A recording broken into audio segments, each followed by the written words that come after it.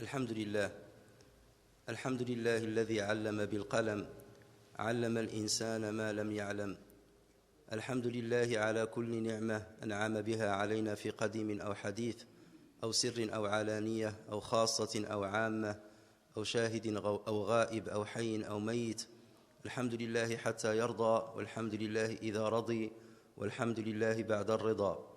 وأشهد أن لا إله إلا الله وحده لا شريك له، له الملك وله الحمد، يحيي ويميت وهو على كل شيء قدير.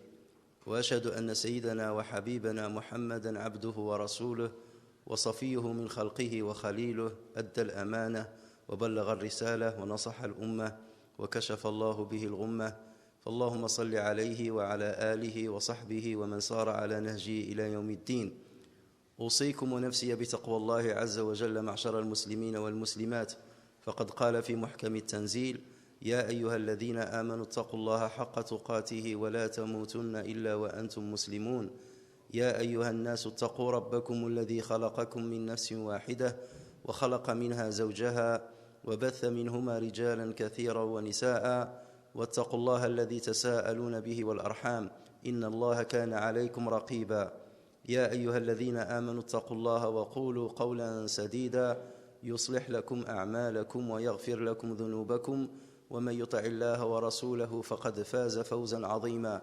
ربنا اجعلنا من الفائزين، واجعلنا بفضلك من ورثة النعيم. ثم أما بعد، معشر المسلمين والمسلمات، إن من أهم السمات التي تفتخر بها الأمم وتسعى من خلالها إلى أعلى المراتب في سلم التحضر والتطور هي سمة العلم والمعرفة، وذلك لما لهما من آثار جليلة تعود بالنفع على الأفراد والمجتمعات. ولذلك منذ بدأ الإسلام وهو يدعو المؤمنين إلى العلم والتعلم والتعليم، ويحارب الجهل والوهم والخرافات. بل إن الإسلام اعتبر الفترة التي سبقته فترة الجاهلية، سماها بالجاهلية، وهو يؤكد بذلك أن ما جاء به إنما هو العلم النير الذي سيخرج الناس من الظلمات إلى النور بإذن ربهم. أفحكم الجاهلية يبغون ومن أحسن من الله حكما لقوم يوقنون. الدعوة إلى العلم والتعلم ونشر العلم منهاج ثابت في دستور القرآن الكريم، حيث لا تكاد سورة من سور القرآن الكريم تخلو من الحديث عن العلم بشكل مباشر أو غير مباشر. فبلغت عدد المرات التي جاءت فيها كلمة العلم بمشتقاتها المختلفة في القرآن الكريم 79 مرة، 779 مرة. أما الكلمات الأخرى التي ترمز إلى العلم ووسائل تحصيله فحدث ولا حرج. ومن أمثلة ذلك الفكر والنظر واليقين والهدى والعقل والحكمة والبرهان والحجة والآية والبينة.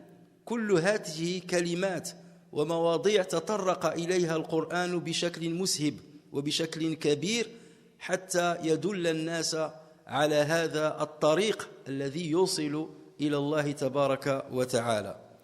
وهكذا وجدنا القرآن الكريم يحذر من القول بغير علم، يحذر من القول بجهل، فقال مولانا: ولا تقف ما ليس لك به علم، إن السمع والبصر والفؤاد كل أولئك كان عنه مسؤولا.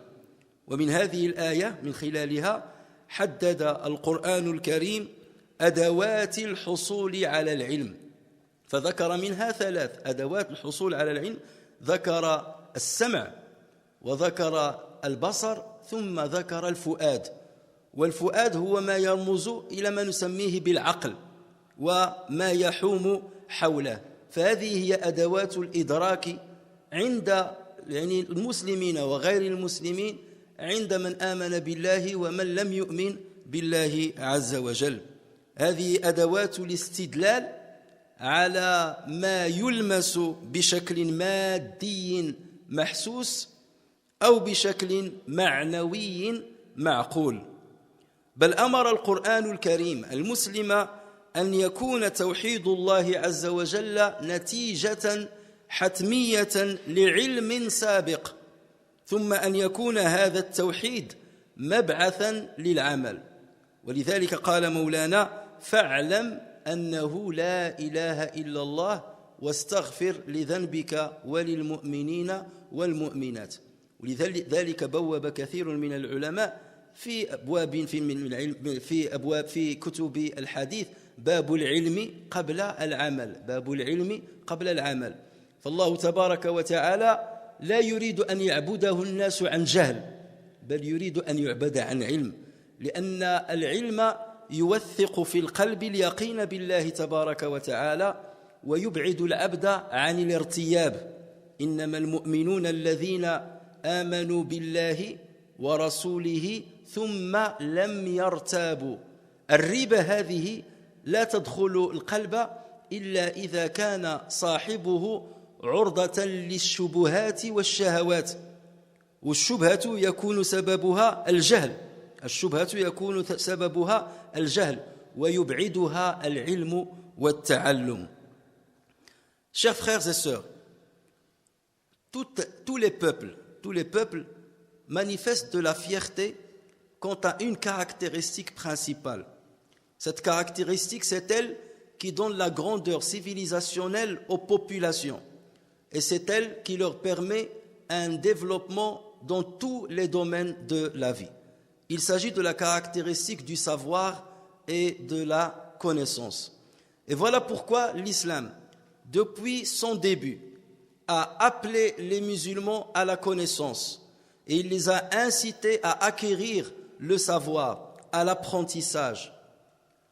Tout cela parce qu'il sait pertinemment que c'est cette caractéristique-là qui va apporter l'épanouissement à la communauté musulmane, aussi bien à l'échelle individuelle qu'à l'échelle collective. L'islam, depuis son début, a incité à la connaissance et il a combattu l'ignorance, il a combattu la superstition et il a combattu l'illusion. Plus que cela, l'islam a considéré que la période qui lui était antérieure, il l'a qualifiée de al-jahiliya, la période de l'ignorance, al-jahiliya. Comme en fait pour dire qu'à partir du moment que l'islam a été révélé à l'humanité, il a en lui ces caractéristiques illuminées et illuminantes qui vont sortir l'humanité des ténèbres de l'égarement et de la non-connaissance vers la lumière de la foi et de la connaissance. Voilà pourquoi Allah Azza wa Jal a dit: est-ce donc le jugement du temps de l'ignorance qu'il cherche? Est-ce donc le jugement du temps de l'ignorance qu'il cherche? Qu'y a-t-il de meilleur qu'Allah en matière de jugement pour des gens qui ont une foi ferme, Donc l'appel à la quête de la connaissance, à la quête du savoir et à la transmission du savoir est une caractéristique fondamentale dans notre religion, une caractéristique fondamentale dans le livre qu'Allah Azza wa Jal nous a révélé, au point que dans la majorité écrasante des sourates du Coran, Allah Azza wa Jal fait référence au savoir, il fait référence à la connaissance. Les savants ont dénombré pas moins de 779 mots qui font référence directe ou indirecte à la science et à la connaissance. Sans parler, bien entendu, de tous les synonymes qui ont un rapport étroit et un rapport étroit à la science et à la connaissance. C'est ainsi que dans le Coran, on trouve des mots et des principes comme la pensée, comme la méditation, comme la certitude, comme la guidance, comme la raison, la sagesse, la preuve, l'argument, les signes, l'aya, les signes, et la preuve évidente, al-bayyina. Et c'est pour cela que l'islam n'a pas peur de la science, il n'a pas peur de la connaissance. Au contraire, l'islam incite les musulmans à détenir cet outil-là parce qu'il sait pertinemment que cet outil-là mènera inévitablement vers la certitude en Dieu, vers la connaissance d'Allah Azza wa Jal et vers la fermeté et la stabilité dans le domaine de religiosité à son égard. Voilà pourquoi on a trouvé le Coran qui est en train d'appeler les musulmans à ne jamais parler ou à ne jamais avancer des propos ou des allégations sans connaissance. Allah Azza wa Jal dit à ce propos, il ne poursuit pas ce dont tu n'as aucune connaissance. Lui, la vue et le cœur, le fu'ad, si on peut traduire le fu'ad par le cœur, donc lui, la vue et le cœur, sur tout cela en vérité, on sera interrogé. Et dans ce verset, Allah Azza wa Jal a fait référence aux outils de la connaissance, aux outils de l'acquisition de la connaissance. Il a parlé de l'ouïe, il a parlé de la vue, qui vont forcément permettre de connaître les choses qui sont palpables, visibles, matérielles. Et il a parlé du fu'ad, qui fait référence à la raison, et tout ce qui tourne autour de la raison, comme la preuve, comme l'évidence, comme l'expérience, comme les acquisitions après l'expérience. Donc là, Azza wa Jal a dit tous ces moyens, tous ces outils qui permettent d'accéder à la connaissance, à la certitude, on sera jugé dessus. Et donc c'est une manière aussi de nous montrer la méthodologie que doivent suivre les musulmans afin d'acquérir le savoir. Le Coran a même appelé le musulman à croire en l'unicité de Dieu, pas d'une manière abstraite, mais à y croire d'une manière scientifique. Et Allah Azza wa Jal a dit « Fa'lam annahu la ilaha illallah » Sache, acquiert la certitude avec science qu'il n'y a de divinité que Allah Azza wa Jal. Wastaghfir li dhanbik, et demande pardon pour ton péché et pour les musulmans et les musulmanes.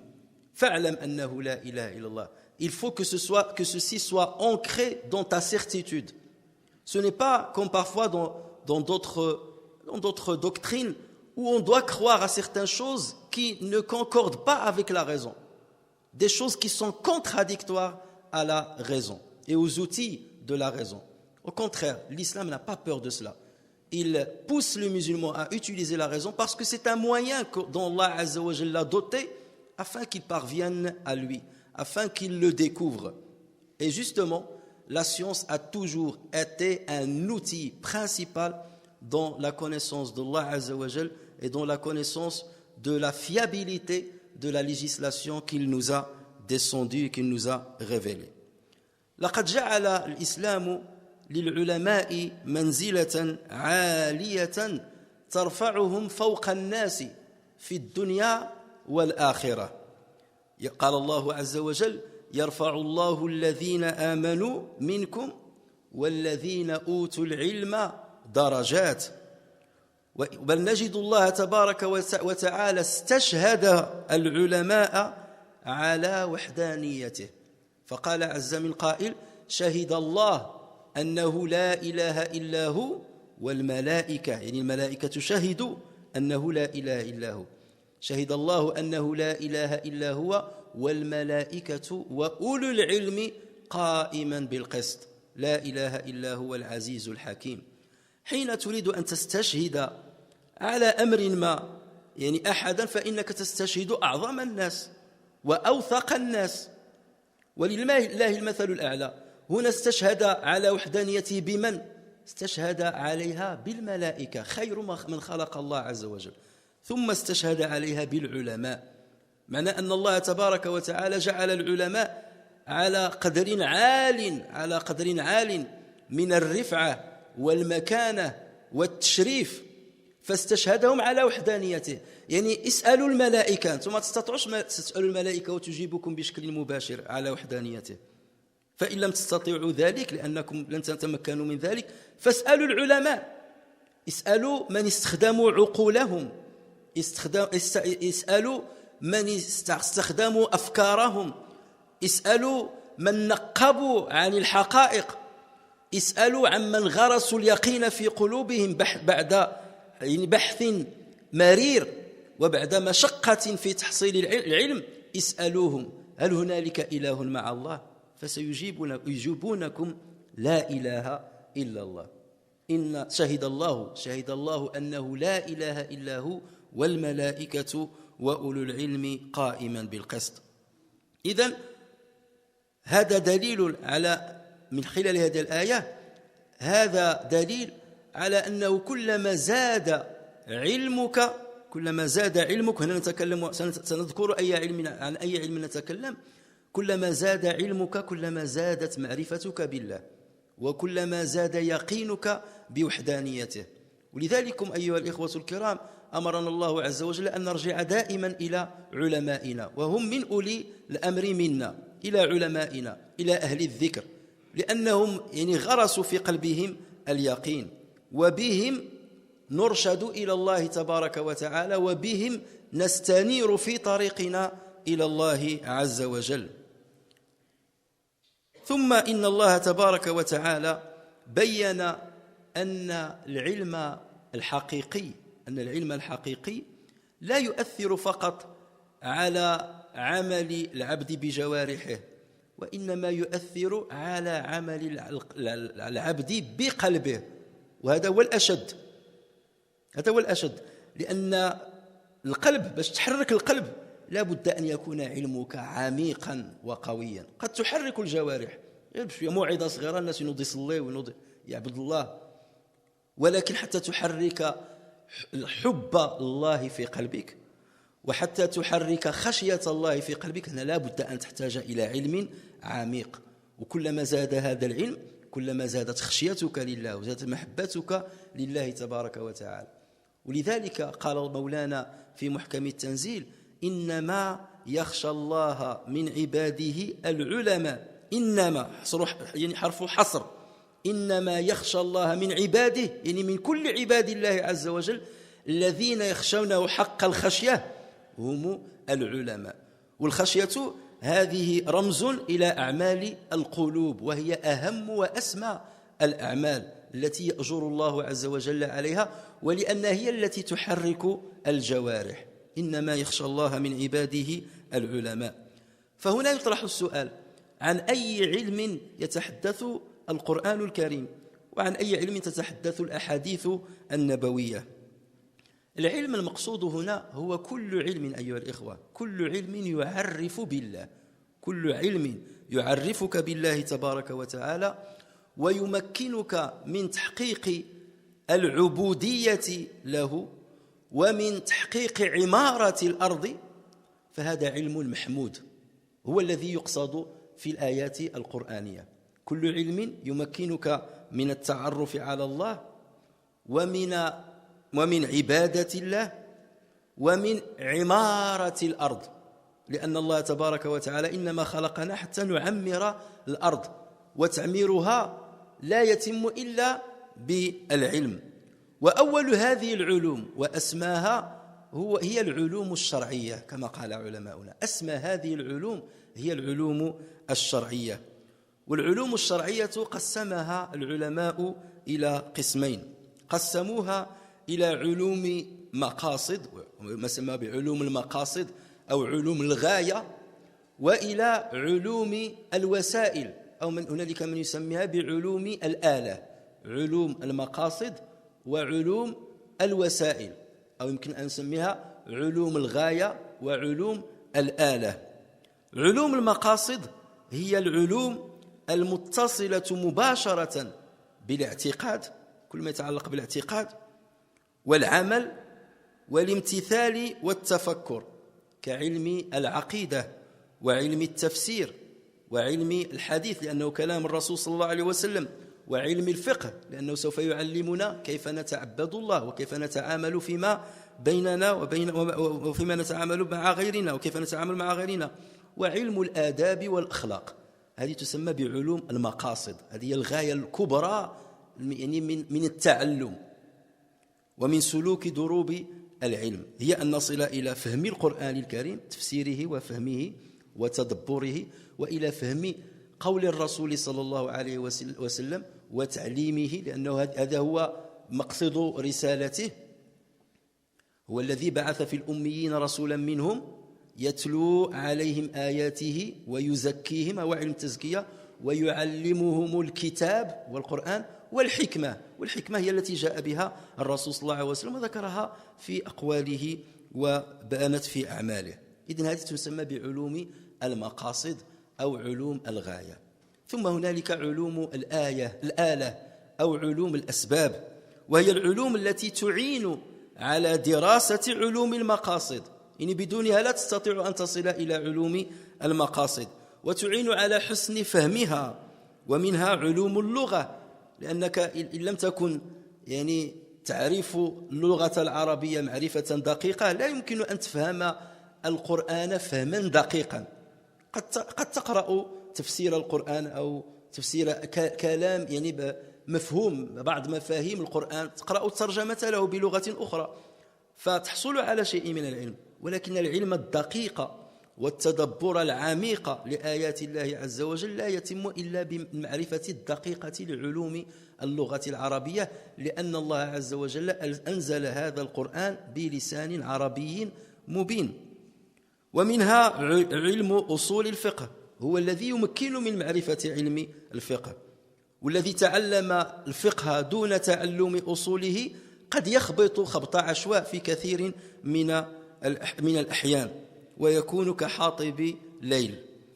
وهنالك علم أصول التفسير، وهو الذي يمكنك من علم التفسير. وهنالك علم مصطلح الحديث الذي يمكنك من الفرقان بين ما هو ضعيف وما هو قوي أو صحيح، بين ما هو حسن.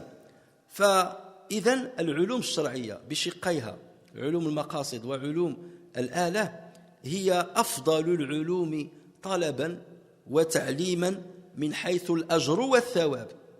يعني من حيث الأجر، وأي علم لابد أن يأجر الله عز وجل عليه العبد إن كانت نيته سليمة، وإذا أراد نفع نفسه ونفع الناس في سلك ذلك أو في سلوك ذلك درب ذلك العلم. إذن الثواب يكون عظيما.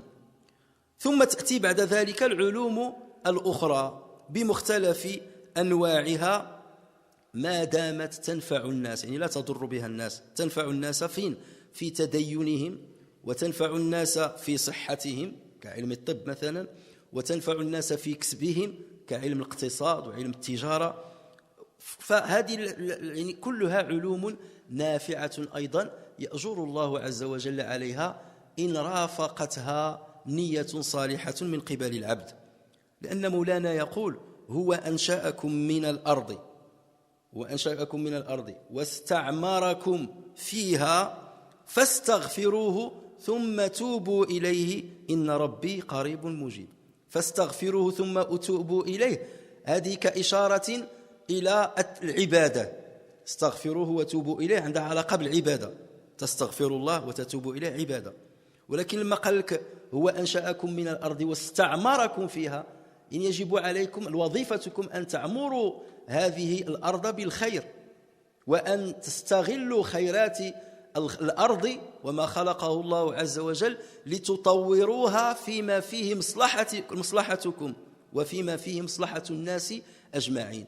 وهذه هي العلوم الدنيوية التي تسمى علوم الدنيا، علوم الدنيوية بشقها التجريبي وشقها الإنساني. فهي كذلك من العلوم التي تساعد العبد على القيام بوظيفته خير الأداء، على أداء مهمته خير الأداء، وظيفة العبودية وما خلقت الجن والإنس إلا ليعبدون، ووظيفة عمارة الأرض وتشييدها فيما يرضي الله تبارك وتعالى. إذن هكذا نرى بأن العلوم الدنيوية لها كذلك فضل في الإسلام، والإسلام يحث عليها ويدفع الناس إليها كما سوف نبينه ونفصله بعد قليل. Chers frères et sœurs, Allah tabaraka wa ta'ala a élevé le degré des savants, aussi bien ici-bas que dans le delà. Voilà qu'Allah Azza wa Jal a dit, Allah élève en degrés ceux d'entre vous qui ont cru et ceux qui auront reçu le savoir. Donc d'abord la croyance, il va t'élever d'un degré par rapport à l'humanité tout entière. Et ensuite, lorsque tu rajoutes à la foi le savoir, donc là ça te met vers les degrés les plus hauts, aussi bas et dans l'au-delà. Plus que cela, Allah Azza wa Jal a évoqué comme témoin sur son unicité les anges puis les savants. Autrement dit, Allah Azza wa Jal dit, vous voulez des témoins sur mon unicité? Demandez aux anges si je ne suis pas le Dieu unique. Et si vous ne pouvez pas accéder aux anges, demandez aux savants.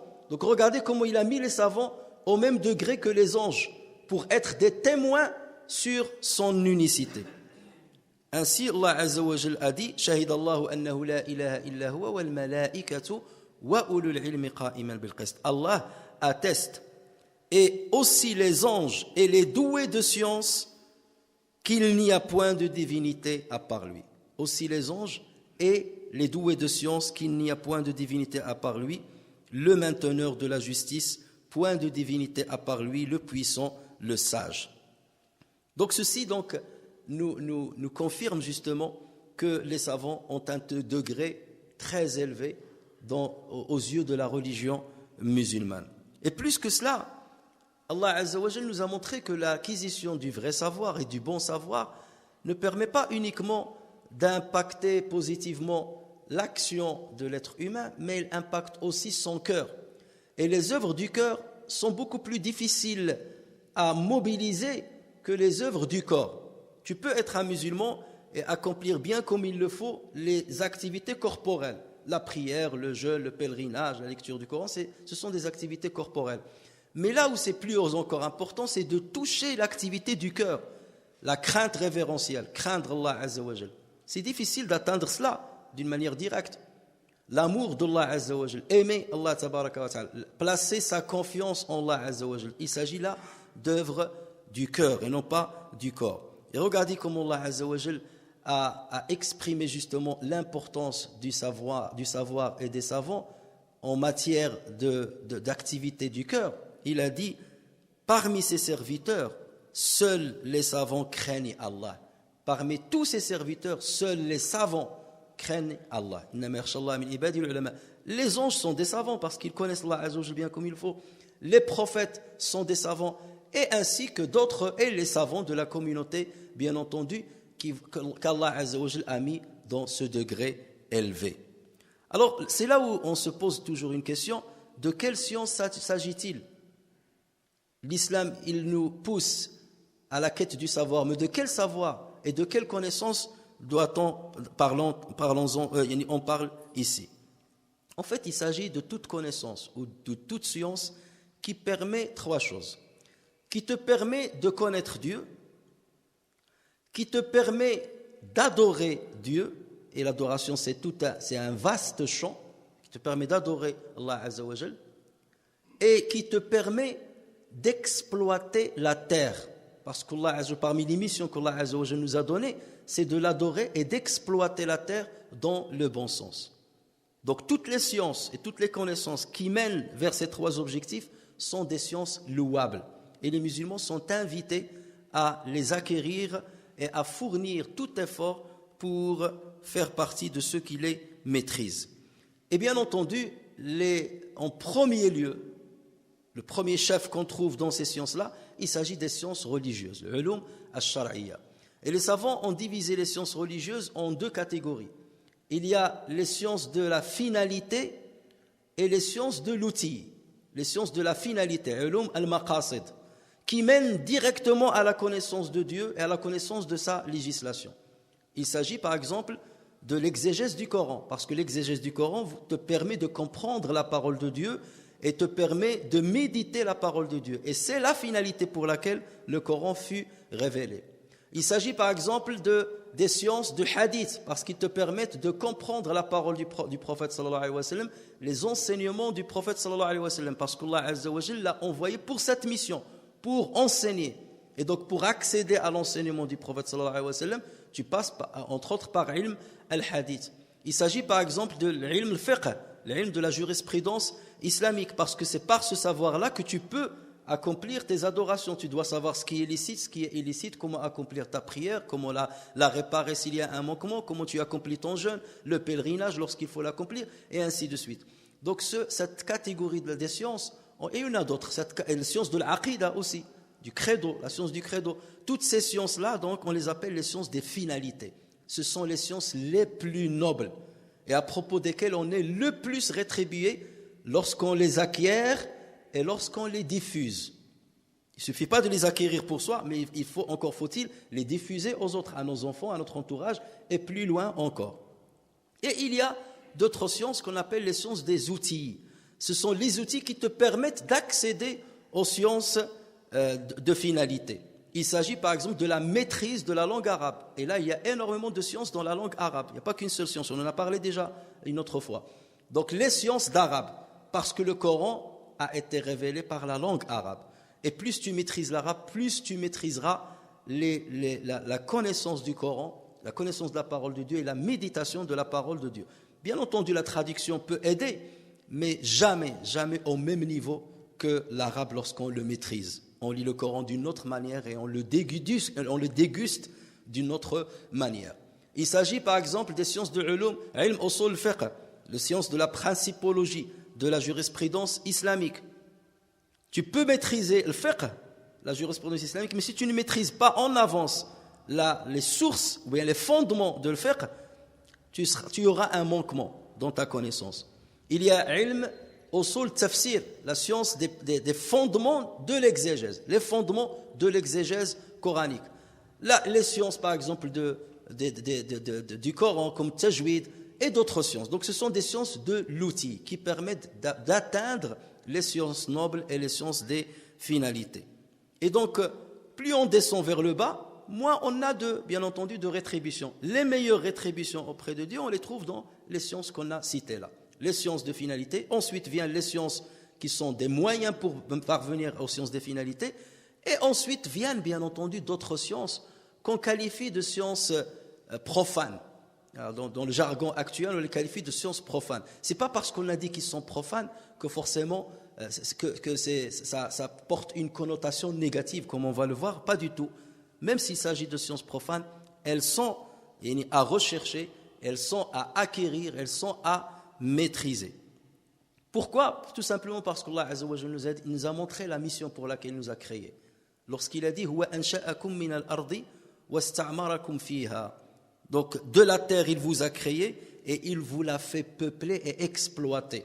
Donc voilà votre mission, peupler la terre et l'exploiter dans le bon sens, avec justice et selon l'agrément et en cherchant l'agrément d'Allah Azza wa Jalla. Il a dit implorez donc son pardon, puis repentez-vous à lui. Implorez son pardon et repentez-vous à lui, ça fait référence aux sciences de la religion.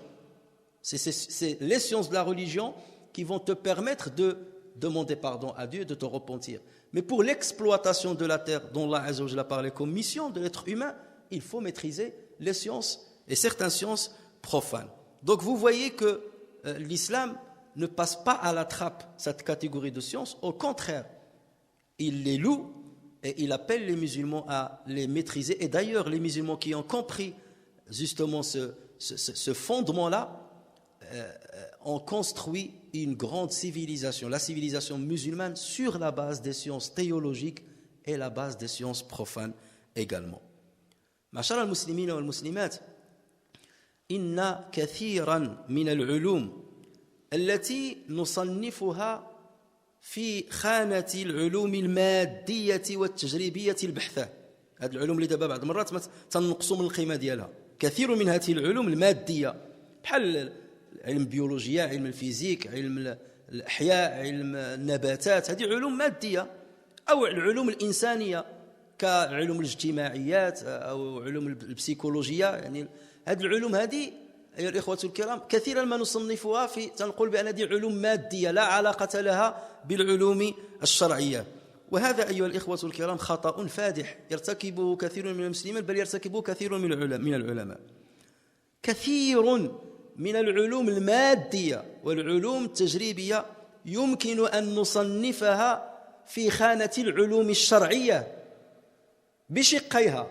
يمكن أن نصنفها في العلوم في خانة العلوم الشرعية المقاصدية، وفي خانة علوم الآلة أو علوم الوسائل. باش ما نصنفوهاش في العلوم الدنيوية، لا، هي علوم أخروية وعلوم دينية كذلك. وانظروا إن شئتم إلى سياق الآية التي جاءت في سورة فاطر والتي ذكرناها، والتي قال الله عز وجل فيها: إنما يخشى الله من عباده العلماء إن الله عزيز غفور. إنما يخشى الله من عباده العلماء. إذن تتكلم عن العلم هنا وعن العلماء. إنما يخشى الله من عباده العلماء. شنو قبل في سباق هذه الآية؟ الله يخصنا نقراو في أي سياق جاءت هذه الآية، السباق الآية نقراوه ونقراو لحاق الآية باش نفهموا من يقصد الله عز وجل من خلال هذه الآية. من هم هؤلاء الذين يخشون الله، هؤلاء العلماء الذين يخشون الله، وبأي علم يخشون الله تبارك وتعالى. انظروا ماذا يقول الله عز وجل في سباق هذه الآية: ألم ترى أن الله أنزل من السماء ماء فأخرجنا به ثمرات مختلفا ألوانها ومن الجبال جدد بيض وحمر مختلف ألوانها وغرابيب سود ومن الناس والدواب والأنعام مختلف ألوانه كذلك إنما يخشى الله من عباده العلماء إن الله عزيز غفور. ثم بعد ذلك في بعد ماذا قال في لحاق هذه الآية: إن الذين يتلون كتاب الله وأقاموا الصلاة وأنفقوا مما رزقناهم سرا وعلانية يرجون تجارة لن تبور ليوفيهم أجورهم ويزيدهم من فضله إنه غفور شكور. انظروا جملة بجملة أيها الإخوة الكرام. الله عز وجل إذن يدعونا إلى النظر العلمي. ألم ترى أن الله أنزل من السماء ماء. هذه دعوة إلى تعلم علم الأرصاد الجوية. علم الأرصاد، كيف ينشأ السحاب وكيف يجمع السحاب وما هي المراحل التي يمر منها السحاب حتى يتدفق بالماء، ومن أين يأتي الرعد وكيف يحصل البرق وكيف تنزل الأمطار. هذه علم يتعلم أيها الإخوة الكرام.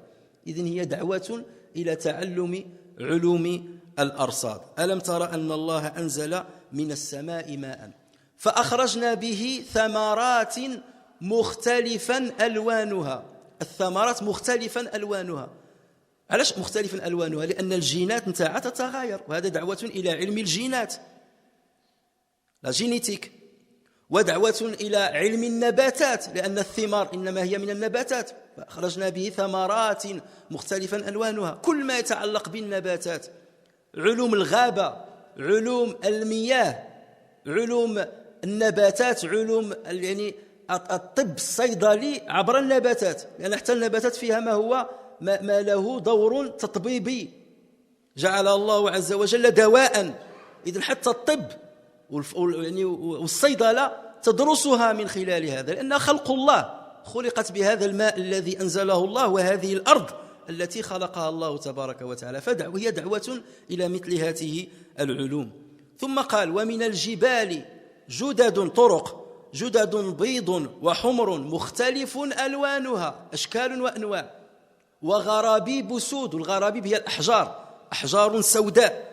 إذا ذكر هذه الأحجار لأنها غريبة نوعا ما، فهنالك أحجار بألوان أخرى. وهذه دعوة إلى دراسة علم طبقات الأرض وإلى دراسة علم البراكين، لأن من البراكين يعني نجد بعض الأحجار المميزة. دعوة إلى دراسة علم البراكين وإلى دراسة علم الصخور ومكوناتها، لا مينيرالوجي. ثم يقول الله عز وجل: ومن الناس والدواب والأنعام مختلف ألوانه كذلك. وهي دعوة إلى العلوم التي نتعرف بها على فيزيولوجية الإنسان، على حياة الإنسان، كيف خلق الإنسان، كيف خلق بدنه، كيف كونه الله تبارك وتعالى. الطب الفيزيولوجية، وإلى علم الحيوانات كذلك، وإلى علم البيطرة.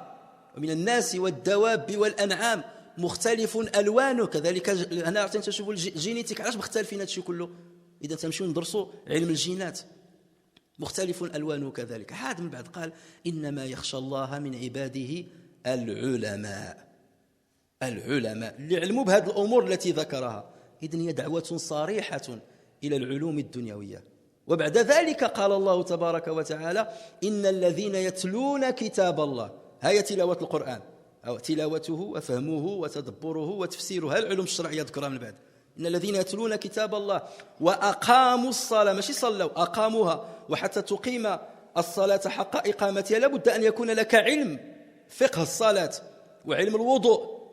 وأقاموا الصلاة وأنفقوا مما رزقناهم، سواء تعلق الأمر بالزكاة الشرعية أو بالصدقة. وأنفقوا مما رزقناهم سرا وعلانية، هذه دعوة إلى العلوم الشرعية. يرجون تجارة لن تبور ليوفيهم أجورهم. فين غيوفيهم الأجور ديالهم؟ في الدنيا والآخرة. ليوفيهم أجورهم ويزيدهم من فضله. هنا دعوة إلى علم العقيدة، يعني العلم بالآخرة. إذا انظروا أيها الإخوة الكرام، في هذا المقطع من سورة فاطر ذكر الله عز وجل دعوة إلى تعلم العلوم الدنيوية، وهي هي علوم تدلك على خشية الله وتبث فيك خشية الله عز وجل. إذن احنا دابا إلا شفنا بهذا المفهوم، والإنسان تعلم هذه العلوم بهذه النية الصالحة، نية التعرف على الله عز وجل وخشية الله تبارك وتعالى، أصبح ذلك العلم من علوم المقاصد لا من العلوم الدنيوية. في المصطلح الإسلامي أصبحت من علوم المقاصد. ولذلك هذه العلوم كلها كانت تدرس في الجامعات الإسلامية، في المساجد، كانت تدرس في الأزهر، وكانت من قبله تدرس في القرويين، وكانت تدرس في جامع القيروان. العلماء ديالنا كانوا يدرسون الرياضيات ويدرسون الطب ويدرسون علم الفلك ويدرسون علوم المياه. كل هذه الأمور عاد يدرسوا العلوم الشرعية، كانوا لا يفرقون بين هذا وهذا. تدرس في بيوت الله لأنها تقربك إلى الله. ولذلك سمي المسجد مسجدا ولم يسمى مصلا. كون كان المسجد الدار هي باش نصلي وغتسمى مصلى، كما في الأماكن التي نصلي فيها العيد في الخلاء سميت مصليات لأنها جعلت فقط لصلاة العيد فقط. أما المسجد سمي مسجدا إشارة إلى السجود، والسجود كما قال الرسول صلى الله عليه وسلم أقرب ما يكون العبد من ربه وهو ساجد. إذا المسجد هو المكان الذي يمكنك من التقرب إلى الله، تتقرب إليه بالعبادة وتتقرب إليه بالعلم والتعلم ونشر العلم. ولذلك كانت المساجد ديالنا مملوءة بحلق العلم، بالكراسي العلمية. تجد هذا كرسي التفسير، هذا كرسي الفقه، هذا كرسي الطب، هذا كرسي الرياضيات، إلى غير ذلك من العلوم.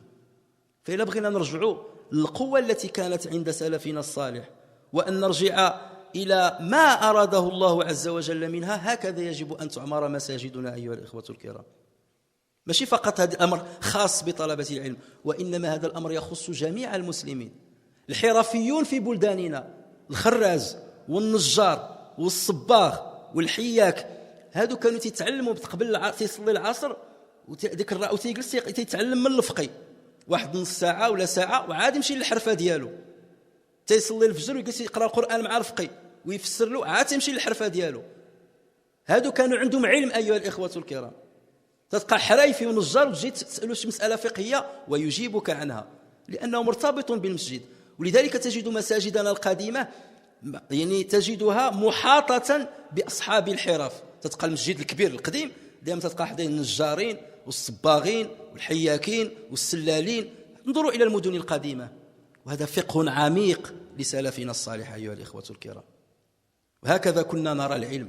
ماشي دابا ولا عندنا لا اللي زعما مطور وكذا سير انت الرياضيات والماتيماتيك والفيزيك، واللي مكلخ وكذا سير انت العربيه والدين والدراسات الاسلاميه. عمرنا ما كنا احنا نجمعوا بين كل، لان الكل يعني الكل يرشد الى الله، والكل يدلك على الله تبارك وتعالى. فنسال الله تبارك وتعالى ان يجعلنا من العالمين ومن المتعلمين وممن ينشر العلم ويحب أهله إنه على ذلك قدير بالإجابة جدير وآخر دعوانا أن الحمد لله رب العالمين.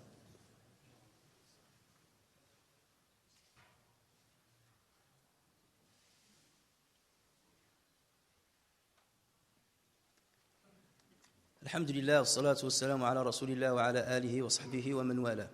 Chers frères, donc on a cité que les savants parfois classifient les sciences en des sciences de finalité, des sciences religieuses de finalité, des sciences religieuses outils, des moyens, et des sciences profanes, ce qu'on peut appeler des sciences profanes. Mais cette nomenclature ou cette distinction n'existait pas chez nos ancêtres, et d'ailleurs elle n'existe pas dans le Coran lui-même. Dans le verset qu'on a cité tout à l'heure, seul craignent parmi ses serviteurs, seuls les savants craignent véritablement Allah. Ce verset, il est dans Surat Fatir. Il faut voir dans quel contexte ce verset est-il venu. Il faut lire ce qui précède ce verset et ce qui suit à ce verset. Regardez ce qu'Allah Azza wa Jal dit juste avant qu'il nous cite ce verset-là. Il dit « N'as-tu pas vu ?» Et lorsqu'il dit « N'as-tu pas vu ?» ça veut dire « Médite, cherche, engage-toi dans une procédure de recherche. N'as-tu pas vu que du ciel, Allah fait descendre l'eau ?» Et ça, quelque part, c'est un appel à l'étude de la météorologie.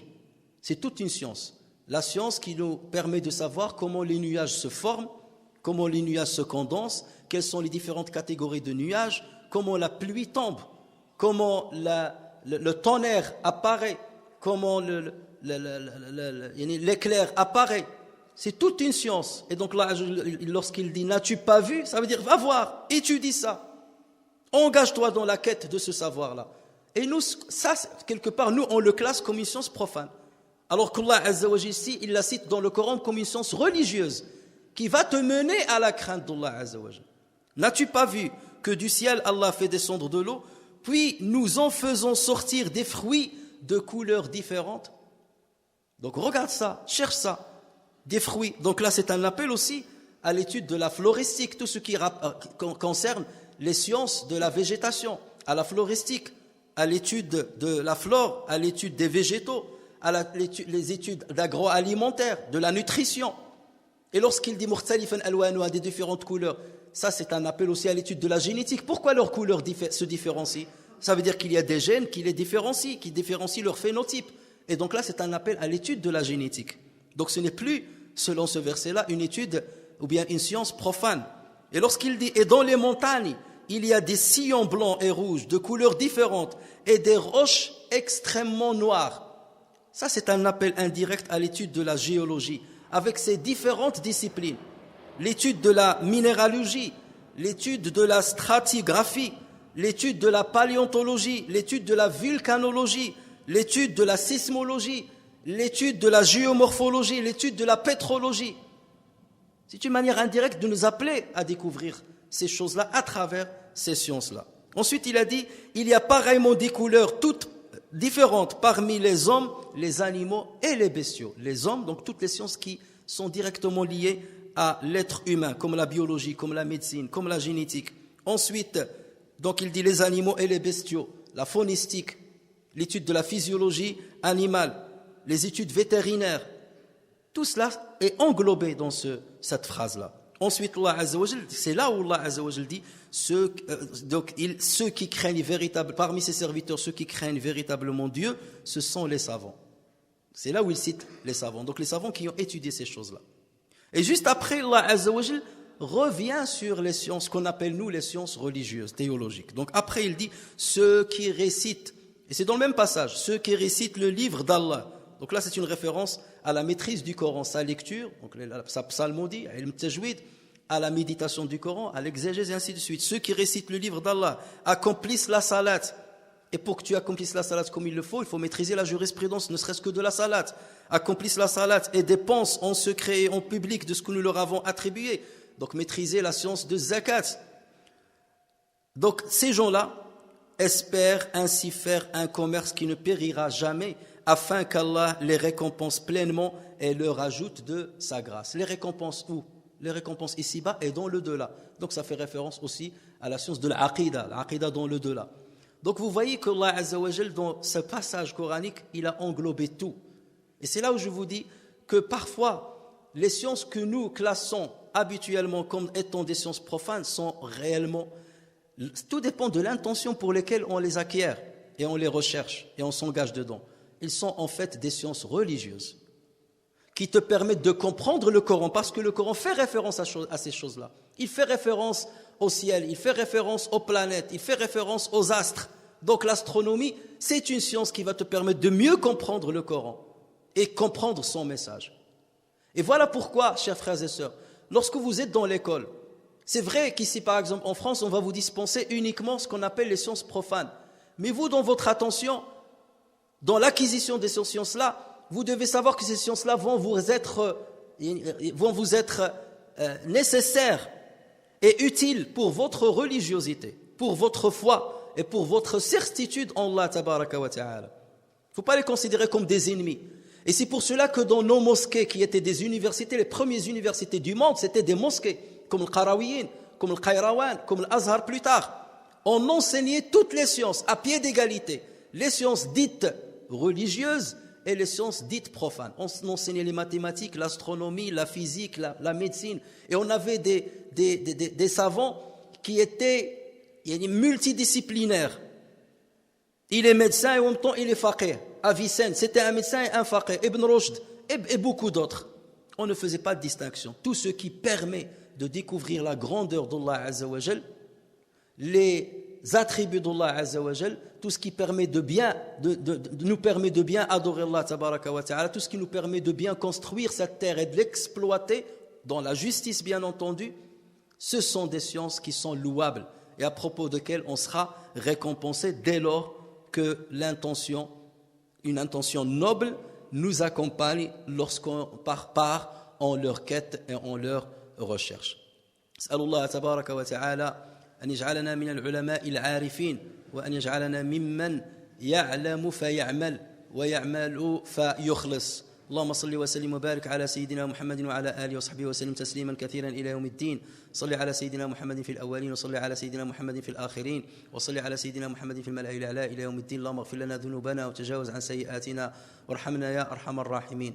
اللهم ارحم موتانا، اللهم ارحم موتانا، اللهم ارحمهم رحمة واسعة، اللهم أغدق عليهم شآبيب الرحمة والغفران والرضا والرضوان، اللهم اجعلهم في أعلى عليين، اللهم اغفر لهم ذنوبهم يا أرحم الراحمين ونقهم منها كما ينقى الثوب الأبيض من الدنس واغسلهم منها بالماء والثلج والبرد. اللهم اشف مرضانا يا أرحم الراحمين، اللهم أبدلهم دما خيرا من دمهم وجلدا خيرا من جلدهم ودما خيرا من دمهم وعظاما خيرا من عظامهم. ألبسهم اللهم حلة العافية والسلامة برحمتك يا أكرم مسؤول ويا خير مأمول. ربنا ظلمنا أنفسنا وإن لم تغفر لنا وترحمنا لنكونن من الخاسرين. ربنا آتنا في الدنيا حسنة وفي الآخرة حسنة وقنا عذاب النار وأدخلنا الجنة مع الأبرار يا عزيز يا غفار يا ذا الجلال والإكرام. وصل اللهم وسلم وبارك على سيدنا محمد وعلى آله وصحبه أجمعين وآخر دعوانا أن الحمد لله رب العالمين.